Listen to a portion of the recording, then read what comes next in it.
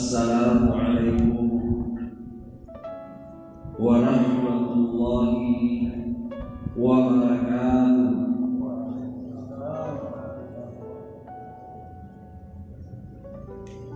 Alhamdulillahilladzi tawassala biniyati wa kafa, alladzi ballagha risalah wa a'adda al-amanah wa nasaha al-ummah. Wassalatu wassalamu ala asyrafil anbiya'i wal mursalin wa ala alihi wa ashabihi ajma'in, amma ba'd. Hadirin kaum muslimin, jamaah sungguh yang dimuliakan oleh Allah Subhanahu wa taala. Pertama-tama, marilah kita bersama-sama memanjatkan puji syukur atas kehadiran Allah Subhanahu wa taala sebagai bentuk kalimat pengakuan seorang hamba atas segala nikmat dan karunia yang cukup besar nilainya, yang kelak semua manusia akan diminta pertanggungjawabannya di hari kemudian kelak. Salawat dan salam kita kirimkan kepada junjungan Nabi besar Muhammad sallallahu alaihi wasallam, seorang nabi dan rasul yang diutus oleh Allah untuk membawa risalah kebenaran. Kelak kita semua manusia tetap berada pada jalan-jalan yang diridai oleh Allah Subhanahu wa taala. Maka insyaallah pada subuh ini saya diberikan amanah oleh pengurus bidang cabang Muhammadiyah Tengah dan Stikis Muhammadiyah Sidrap. Adapun tema yang saya mau sampaikan pada kesempatan yang berbahagia ini adalah awal fitrah manusia dalam konteks manusia bersyahadat. Hadirin kaum muslimin jamaah subuh yang dimuliakan Allah Subhanahu wa taala. Sebelum saya lebih jauh menyampaikan hakikat dan syahadat yang sesungguhnya, pada saat Allah Subhanahu wa taala berfirman di dalam Al-Qur'an surah Al-Baqarah ayat 30, pada saat Allah mendeklarasikan dirinya untuk menunjuk makhluk yang bernama manusia sebagai khalifah di muka bumi. Wa idh qala rabbuka lil malaikati inni ja'ilun fil ardi khalifah. Telah berkatalah Tuhanmu kepada semua malaikat, inni ja'ilun fil ardi khalifah, sesungguhnya saya ingin menunjuk. Beda kalau Khaliqun menciptakan, tapi kalau Allah menggunakan ja'ala atau ja'ilun, maka Allah di situ menunjuk atau menjadikan atau memposisikan. Beda kalau khalaqah dan ja'ala dalam ilmu bahasa. Mau menunjuk khalifah. Qalu, para malaikat bertanya kepada Allah, ataj'alu fiha man yufsidu fiha wa yasfiku dima.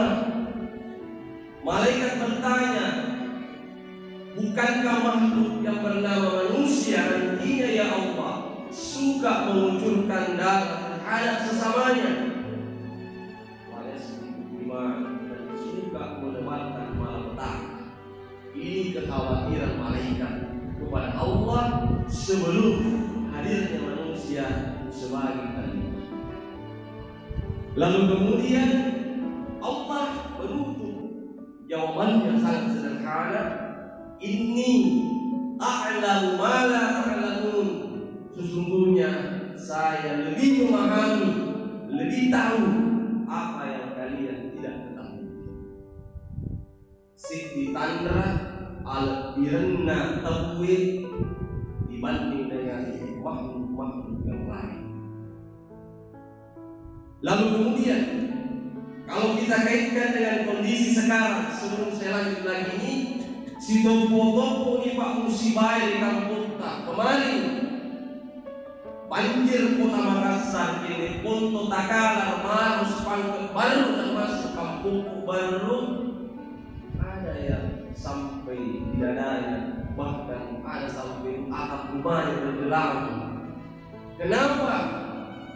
Karena mereka sudah tidak amanah lagi dari jabatan Allah yang diberikan kepadanya sebagai seorang khalifah, dan yang paling penting adalah mereka tidak paham lagi bagaimana fitrah awal kejadiannya sebagai seorang makhluk yang bernama manusia.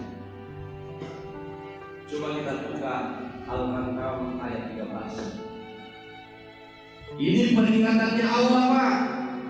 Walaqad ahlaknal quruna min qablihim lamma zalamu wa ja'atuhum rusuluhum bil bayyinat wa ma kanu liyu'minu wa kadzalika najzil mujrimin.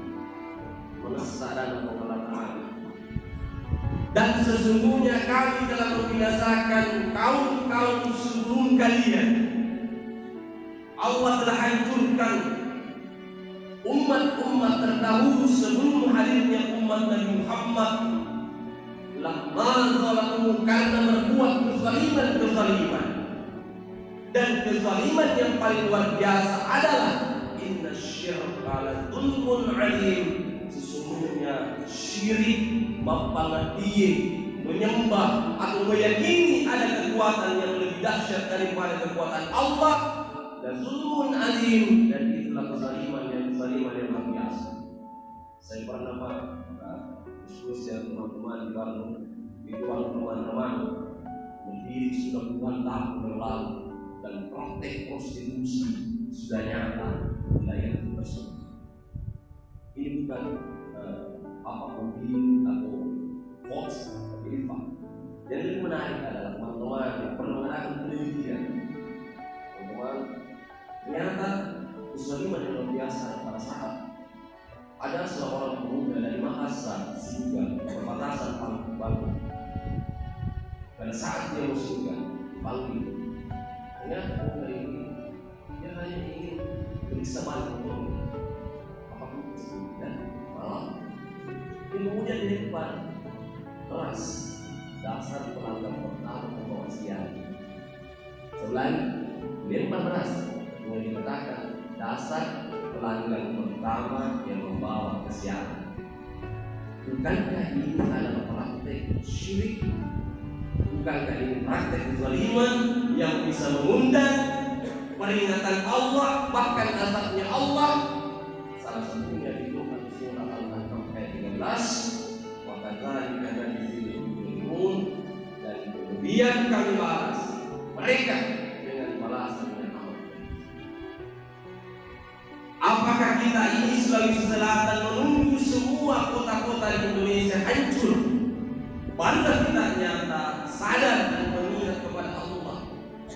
Ataukah sampai kapan kita hina di hadapan Allah? Ayo selanjutnya. Pada saat Allah menjawab pertanyaannya malaikat, Allah menancapkan gunung-gunung di setiap sudut-sudut bumi. Maka pada saat itu berhentilah gunung berguncang. Padahal pada saat sebelum Allah menancapkan gunung, dalam salah satu riwayat yang sahih, bumi berguncang begitu dahsyat. Lalu malaikat mengatakan, apa mungkin makhluk yang dhaif, makhluk yang lemah ini bisa menetap di alam yang bernama alam bumi atau tempat yang bernama dunia? Lalu malaikat takjub dan kagum atas kebesaran Allah. Lalu bertanya kepada Allah, ya Allah, apakah ada yang lebih kuat daripada gunung engkau kami bawatan daripada uluhe? Allah menjawab, ada. Besi. Coba lihat bagian bagaimana tingginya gunung itu, gunung aliran uang sudah rata dengan Pasifik masalah itu sudah rata dengan isi pengumuman raja pengumuman gunung tapi kalau dihantam oleh eskavator akan rata dengan tanah. Kemudian malaikat bertanya lagi, apakah ada lebih kuat daripada besi? Ada, kata Allah. Apa itu? Api. Memarahkan besi kalau dihantam oleh las, dibakar oleh api akan meleleh. Dan apakah ada yang lebih kuat daripada api? Ada, air, WP. Biar bagaimana besarnya kobaran api yang membakar benda-benda yang ada di sekitar kita, kalau disiram dengan air, dia akan juga padam. Lalu malaikat berkata, apakah ada yang lebih kuat daripada air? Ya Allah, ada, angin, udara. Biar bagaimana besarnya air, kalau dihantam dengan angin, akan kalah juga. Terakhir, apakah ada yang lebih kuat daripada angin? Ya Allah, kalau Allah menjawab, ada, ialah keikhlasan hambaku untuk melaksanakan seluruh perintahku dan menjauhi segala larangan. Ikhlas.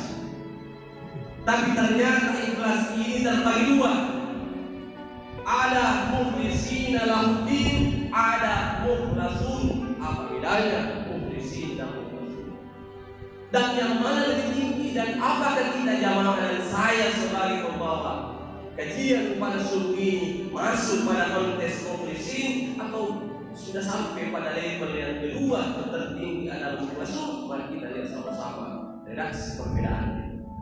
Kalau mukhlisin adalah orang yang melakukan segala sesuatu ikhlas karena Allah, tetapi tidak ada jaminan di beberapa saat kemudian puluhan tahun yang akan datang mereka akan mengungkit-ungkit kebaikannya, lalu kemudian berkata, kan saya dulu yang bantu kamu.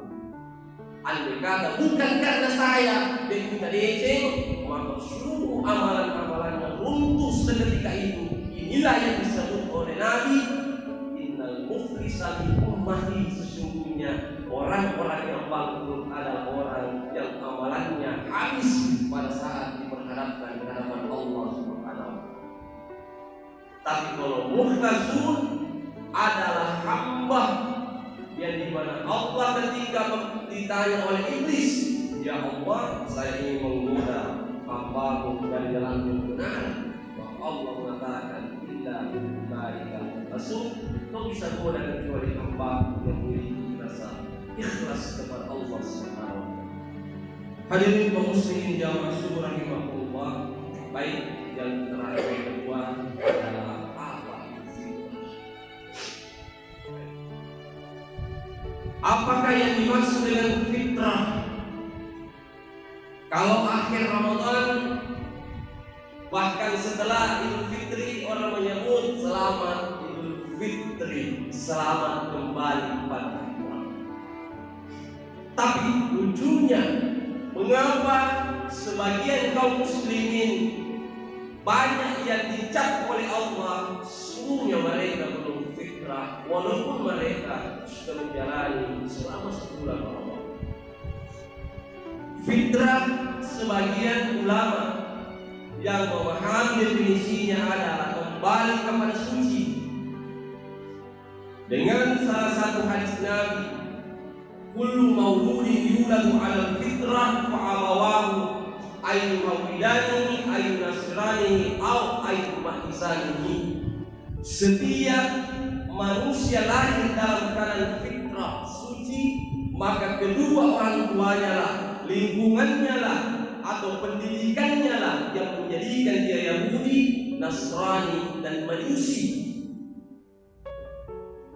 Banyak kalangan akademisi khususnya mendalami ilmu agama mendefinisikan fitrah adalah ibarat kertas kosong belum ada tinta tertulis di atasnya. Kalau saya berbeda, salah satu teman di program doktoral UN Parepare, beliau mengkaji tentang fitrah dalam pendekatan pendidikan agama Islam. Dia mendefinisikan seperti itu, Saya bilang saya dalam konteks berbeda. Lalu dia tanya, berarti apa itu fitrah? Kalau kita mau kembali mencermati hadis ini, kita buka studi hadis, kita buka Bukhari, Muslim, Nasai, Ibnu Majah, khususnya Bukhari, Muslim, tidak ada teks hadis melanjutkan kalimatnya, maka kedua orang tuanya lah yang menjadikan dia muslim dan beriman kepada Allah. Tidak ada. Terus siapa yang menjadikan kita muslim? Kullu mauludin yuladu 'alal fitrah. Setiap anak atau semua manusia lahir dalam keadaan fitrah. Stop, fitrah. Fa abawahu, maka kedua orang tuanya menjadikan Yahudi, Nasrani dan Majusi. Stop. Tidak ada kalimat redaksi teks hadis yang menyatakan fa'abawahu ayusaliman atau dan sebagainya. Tidak ada yang mengatakan kedua orang tuanya yang menjadikan dia muslim dan beriman. Seorang pendekar bernama Yahya Baluni tidak dipaksa masuk Islam. Dia masuk Islam karena mengkaji Al-Quran. Terus kemudian apa itu fitrah? Fitrah menurut pahaman saya adalah ibarat kertas kosong yang sudah dicap stempel beriman kepada Allah Subhanahu wa taala.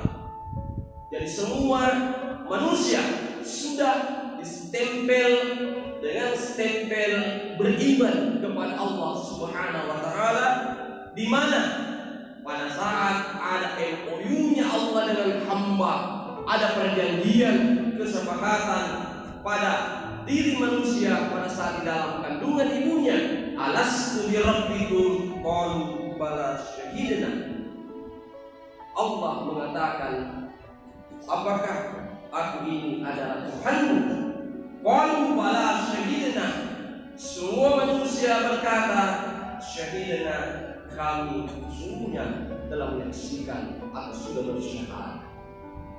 Oleh karena itu, mengapa dunia ini disebut alam syahadah, alam persaksian? Karena sesungguhnya adalah manusia diperintahkan oleh Allah untuk membuktikan syahadanya, persaksiannya, untuk melaksanakan segala perintah Allah dan menjauhi segala larangannya. Sebab Allah mengatakan, wa minan nasi may yaqulu, seulangi, wa minan nasi may yaqulu amanna billahi wa bil yaumil akhir. Sebagian manusia berkata, kami beriman kepada Allah, kami beriman kepada hari kiamat. Wa ma hum bimu'minin, tetapi hakikatnya mereka munafik. Mereka tidak beriman sesungguhnya kepada Allah dan hari kiamat. Allah sudah mengatakan bahwa siapa yang taat kepada Allah dan Rasulnya, sungguh mereka akan mendapatkan kemenangan dan kemenangan besar. Terus kemudian apa yang dimaksud dengan syahadah?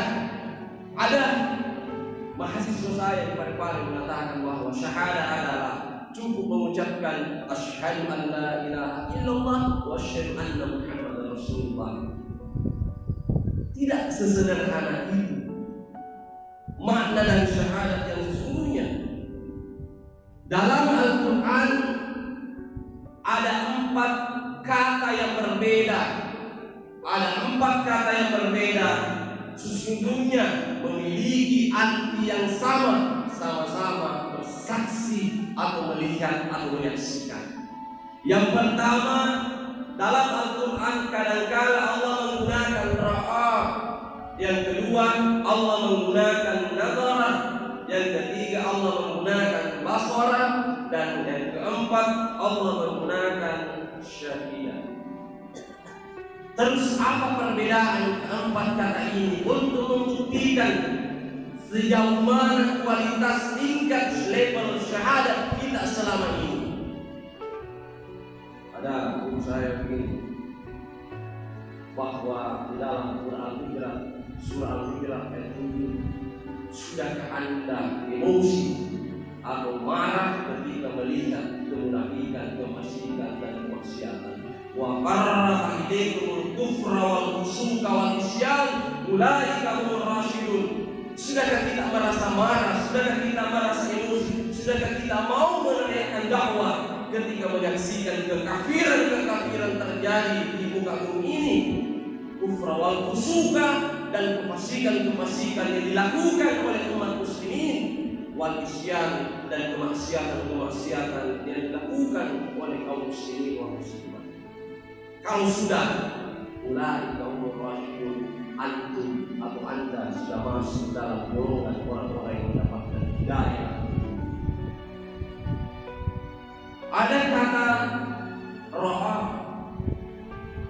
Dalam Al-Quran Allah berfirman, ara'aital ladzi yukadzibu biddin, apakah kalian tidak menyaksikan orang-orang yang mendustakan agama? Di ayat lain, alam tara kaifa fa'ala rabbuka bi ashabil fil, apakah kalian tidak menyaksikan bagaimana Allah memperlakukan tentara bergajah? Tara atau ra'a. Ulama sepakat bahwa kalau Allah menggunakan kata ra'a, maka di situ bermakna manusia menyaksikan sesuatu dengan mata kepalanya sendiri, dengan matanya sendiri. Contoh, kalau pemerintah daerah Kabupaten Sidin Rapa menyampaikan kepada masyarakat Sidra, besok akan ada hari ulang tahun Kabupaten Sidra yang sekian, maka akan ada lomba gerak jalan santai, hadiahnya adalah 1 mobil Avanza Velox misalnya. Hari juara kedua adalah 3 buah motor, yang juara ketiga adalah misalnya ada lemari kulkas dan sebagainya. Besok jam 8, sebelum jam 8 sudah berkumpul masyarakat Sidra. Untuk apa? Untuk menyaksikan hadiah-hadiah apa yang akan didapatkan masyarakat Sidra sebelum jam 8 pagi. Ini menyaksikan dengan matanya. Tetapi mengapa pada saat azan subuh dikumandangkan, hayya 'alas shalah, hayya 'alal falah, Allah sudah umumkan bahwa raka'ataini qabla al-fajri khairu minad dunya wa ma fiha, 2 rakaat sebelum salat subuh pahalanya jauh lebih mulia 27 kali lipat daripada mobil Avanza Velox, 27 kali lebih mulia daripada motor, 27 kali lebih mulia daripada seluruh fasilitas hadiah yang dijanjikan oleh panitia. Tapi mengapa umat muslimin belum juga untuk menyemarakkan sholat subuh berjamaah, padahal hadiahnya lebih mulia daripada dunia yang beserta isinya? Bahkan ada masjid Alina Topang, Alina Tokang, Alina Imam sekaligus berangkat sebagai imam. Padahal surga, neraka, dan pahala tidak terlihat karena kadang-kala umat muslimin hari ini terkontaminasi dengan paham-paham sekulerisme dan paham-paham liberalisme, nanti meyakini sesuatu kalau dilihat secara langsung. Hadis Nabi mengatakan bahwa inna likulli jum'ah, setiap hari Jumat ada malaikat berdiri di setiap pintu-pintu masjid untuk menjaga, ya, malaikatil maktubah, mencatat siapa-siapa hamba yang masuk ke dalam masjid sebelum khatibnya di mimbar, lalu kemudian setelah khatibnya di mimbar, malaikat duduk bersama jamaah mendengarkan khutbah Jumat. Tapi mengapa kaum muslimin nanti masuk ke dalam masjid kalau sudah iqamah, nanti masuk ke dalam masjid kalau imamnya sudah membaca Al-Fatihah? Ini mungkin tingkat syahadatnya belum pada tingkat syahadat yang sesungguhnya, tetapi baru pada level ra'a. Yang satu kita pada level ra'a. Yang kedua adalah nazarah. Apa itu nazarah? Adalah menyaksikan sesuatu dengan kecerdasannya. Makanya kalau akademisi khususnya mendalami ilmu agama membuka Al-Quran 30 juz 114 surah, apabila mendapatkan kalimat afala yanzurun, apa contoh misalnya afala yanzuruna ila sutihat wa ilas samai kaifa rufi'at wa ilal jibali kaifa nusibat wa ilal ardi kaifa sutihat. Apakah kamu tidak menyaksikan penciptaan unta? Apakah kamu tidak melihat menyaksikan bersyahadah penciptaan dari langit dan tiangnya? Apakah kalian tidak bersyahadah menyaksikan bagaimana gunung ditancapkan di setiap sudut bumi? Apakah kalian tidak menyaksikan semua ciptaan Allah yang maha besar? Namara yang dulu. Maka ada hamba tingkat syahadatnya belum pada level syahadat sesungguhnya, tapi baru pada level namara.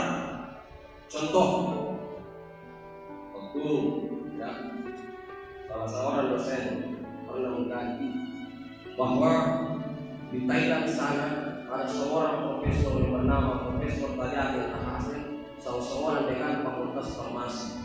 Ada orang kesehatan di sini, dimana kita sama-sama membuktikan pendapat saya. Profesor Dr. Tahari bin Tahasen, Tajat bin Tahasen adalah seorang dekan Fakultas Farmasi di salah satu universitas ternama di Thailand sana. Dia meneliti tentang kulit manusia. Dalam penelitiannya dia menemukan bulan kalau manusia memiliki 3 lapis kulit. Lapisan pertama disebut dengan epidermis, lapisan kedua yang disebut dengan cutis, kemudian lapisan ketiga adalah cutis. Dia adalah orang kesehatan. Ternyata dia melakukan penelitian beserta dengan 5 mahasiswanya pada program Pasca Sarjana di kampusnya, mengambil kesimpulan bahwa di lapisan pertama ada jutaan atau bahkan miliaran sel saraf yang jangankan disentuh ditiup saja, itu kadang kita sudah merasakan rangsangannya. Maka semakin dalam lapisan kulit manusia, semakin sedikit unsur sel saraf, maka dapat dipastikan bahwa semakin dalam lapisan kulit manusia maka semakin tipis untuk merasakan yang namanya sakit.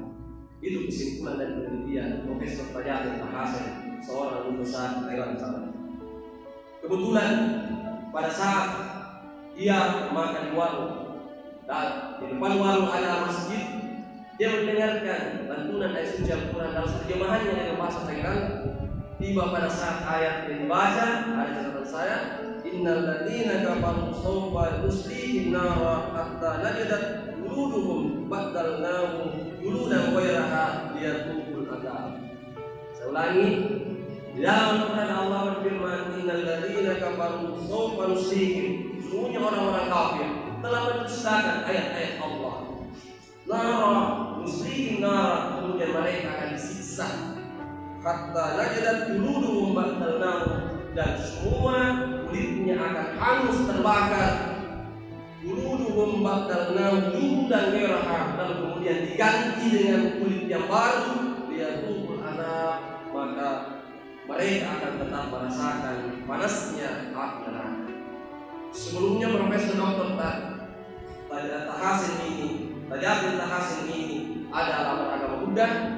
Dia mendengarkan ayat ini dengan terjemahan bahasa Thailand. Lalu kemudian dia kaitkan dengan hasil penelitiannya tentang kulit. Lalu kemudian berpikir bahwasanya mengapa Allah kemudian menggantikan baddalnahu juludan ghairaha liyadhuqul adzab. Kenapa Allah kemudian itu kan dikatakan dalam Al-Quran baddalnahu juludan ghairaha, kemudian Allah menggantikan kulit yang baru. Dalam studi kritiknya Profesor Tajat Hasan ini mengkritik pemikirannya dengan hasil penelitiannya, kemudian mencipta alam semesta menggantikan kulit. Ternyata semakin dalam kesimpulannya Tajat ini, semakin dalam kulit manusia maka semakin tipis untuk merasakan perih. Kemudian mengapa diganti kulitnya? Liyadhuqul adzab, agar supaya orang-orang kafir, orang-orang yang mendustakan ayat-ayat Allah ini, liyadhuqul adzab, tetap merasakan pedihnya api neraka. Oleh karena itu, Mendengarkan ayat ini, Profesor Tayatin Tahasin dekan Fakultas Farmasi Thailand sana kemudian mencari imam, lalu kemudian mengatakan, wahai imam, saya beriman kepada siapapun yang memiliki ayat-ayat suci ini. Ternyata masuk Islam, dia menyaksikan bukan karena matanya, tapi dia menyaksikan bersyahadat melalui dengan kecerdasan intelektualnya. Maka ini pula belum juga dikatakan syahadat karena tingkat syahadatnya baru pada level syahadat nazar. Yang ketiga dan terakhir adalah basara, menyaksikan dengan mata batinnya. Mata batin ini biasanya kajian-kajian yang dilakukan oleh orang-orang tasawuf, orang-orang yang mendalami tasawuf terus seperti itu. Penglihatan orang-orang soleh dibanding orang-orang yang seperti awam itu kadang berbeda. Contoh dalam salah satu hidayatullah saya baca, seorang kiai, seorang ulama berjalan bersama dengan santrinya. Dia menangis, dia mengatakan santrinya, Pak Kiai, kenapa kamu menangis Pak Kiai? Saya melihat pagar rumahnya Bapak anu itu terbakar api. Tapungi, sampuna, Bapak yang rumahnya bertingkat 3. Menurut santri mengatakan, menurut mata saya Pak Kiai, rumah itu tidak terbakar. Tapi Pak Kiai mengatakan, saya melihat dengan mata batinku kalau rumah ini pagarnya terbakar dengan api. Ketika ditanya, mengapa demikian? Dia mengatakan pesan Nabi, siapa yang mengambil tanahnya orang sejengkal, maka 7 lapis tanah itu akan dikalungkan beserta dengan api neraka. Bagaimana dengan sengketa? Bagaimana orang yang sudah mengambil hak-haknya orang 2 hektar, 3 hektar, atau bahkan menganiaya seseorang? Yang keempat inilah syahadah yang sesungguhnya saya sampaikan. Terus apa yang dimaksud dengan syahadah yang sesungguhnya? Ketika kita sholat, kita menyebut asyhadu an la ilaha illallah, saya bersaksi sesungguhnya tiada Tuhan selain Allah, wa asyhadu anna Muhammadar Rasulullah, dan sesungguhnya Muhammad adalah utusan Allah. Menyaksikan dalam konteks syahadah bukan hanya menyaksikan dalam konteks mata kepala dengan akal pikiran dengan hati, tetapi seluruh potensi manusia kita gunakan untuk mengakui kebesaran Allah Subhanahu wa taala. Contoh, banyak orang sujud tapi akalnya tidak sujud. Banyak orang sujud sholat tapi dipikirkan agak tauhid. Jika sihir bangun banyak. Banyak orang sujud dan ruku tetapi hatinya tidak ruku dan sujud. Hatinya selalu sombong dan congkak, selalu membanggakan dirinya. Salah satu sifat yang dimiliki oleh nenek Adam dikeluarkan oleh surga karena rakus dan dia ikut pada makhluk yang bernama iblis yang sombong. Oleh karena itu, salah satu yang membinasakan manusia karena kesombongannya, sampai kepala seksi yang dilempar cendil berlarian. Sampai lagi sebaik subah misalnya sudah sombong, dia yang dicawa-cawa biasa pakai cawa. Sombong. Sering saya bicara sama teman, kenapa ya orang Bugis yang pangkatnya itu karena baju uang dan apa? Salah satu sifat yang dimiliki ini adalah baju uang dan apa? Syahadat yang sesungguhnya disinilah kita ambil contoh sahabat Ali bin Abi Thalib karramallahu wajhah. Kenapa disebut karramallahu wajhah? Allah memuliakan wajahnya. Ada pendapat pertama karena tidak pernah melihat di dunia. Yang kedua adalah karena Ali bin Abi Thalib setiap ambil air wudu wajahnya pucat untuk menghadap kepada Allah. Begitu khusyuknya Ali bin Abi Thalib, begitu takutnya Ali menghadap Allah Subhanahu wa taala. Bedanya dengan kita, bedanya dengan pejabat. Kalau pejabat berhadapan dengan KPK hujan, kalau Ali berhadapan dengan Allah hujan. Yang Ali bin Abi Thalib terkena panah di punggungnya, lalu mengatakan, sahabatku cabut panah di punggungku, dicabut, sakit. Kalau begitu, wahai sahabatku, cabutlah panah pada saat saya sholat. Pada saat Ali bin Abi Thalib ambil wudu kemudian sholat 2 rakaat. Setelah itu dia salam. Kemudian Ali bin Abi Thalib mengatakan, wahai sahabatku, mengapa engkau belum mencabut panah di punggungku? Lalu sahabat berkata, wahai Ali, sepupu Nabi, sesungguhnya panah di punggungmu sudah dicabut. Subhanallah. Mengapa tidak merasakan sakit? Karena syahadat Ali bin Abi Thalib itu adalah pada level syahadat yang sesungguhnya. Oleh karena kesimpulannya adalah antara niat, pikiran dan perbuatan itu harus selaras. Karena kadang-kala antara niat seseorang, pikiran seseorang dan perbuatan seseorang melenceng dari ajaran Islaman yang sesungguhnya. Mudah-mudahan semua yang hadir di sini syahadat pada level yang sesungguhnya, bukan pada syahadah yang pertama disebut Rahman, bukan pada level syahadah pada level kedua Nasara, atau pada level ketiga yang disebut dengan syahadah Basara, tetapi syahadah sesungguhnya adalah rukun Islam yang pertama, mengucapkan kedua kalimat syahadah. Mudah-mudahan ada manfaatnya. Nur wal qalam wa ma yasrun billahi fi sabilil haq wastabiqul khairat. Assalamualaikum warahmatullahi wabarakatuh.